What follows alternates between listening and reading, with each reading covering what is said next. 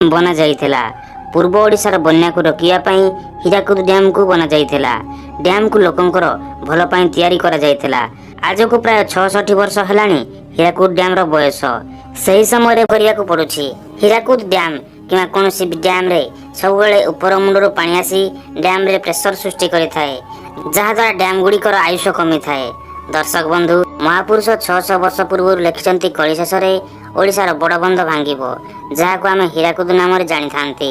आउ सही समय चितल माछर कंटारे हीराकुद बंध निर्माण हेबो। आपण माने आगरु अनेक थर आम वीडियो माध्यम रे सुनिबा को पाइथिबे। दर्शक बंधु, कଳି शेषरे अनेक अघटन घटिबो।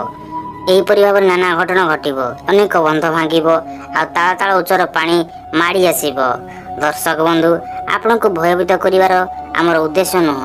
आपण चिंता करंतु, जे जिनिस आरंभ अछि सेही जिनिसर अंत मध्ये अछि। हीराकुद डैम रो भी सही परि अंत अछि।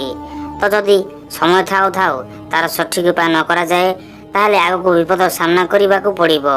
मो कथा काहेकि कहूछि, विपद केबे कहिकि आसी न थाए, हठात सब किछि होई जाय थाए। आखि खोलला बेलकू आ किछि न थाए, सब किछि सरी जाय थाए।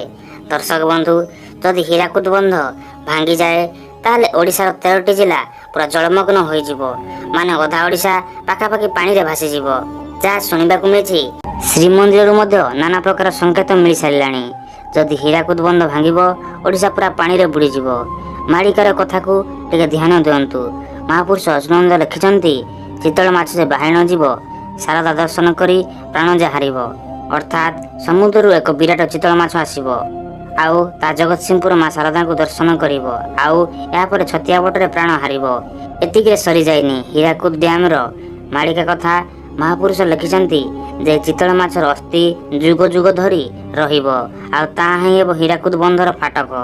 कलिजुग शेषरे एमिति किछि हेबो बोली कहिचंती महापुरुष। आपण माने जानिथिबे, एबे दुर्बल हलानी हीराकुद डैम, एबे फाट देखा देलानी। हीराकुद भांगिबा नै अनेक गवेषक प्रति भल लागिथिबो। जदि वीडियोटी भल लागिछि, सब्सक्राइब करी पाखरे बेल आइकन को प्रेस करंतु। जय जगन्नाथ, जय पंचसखा।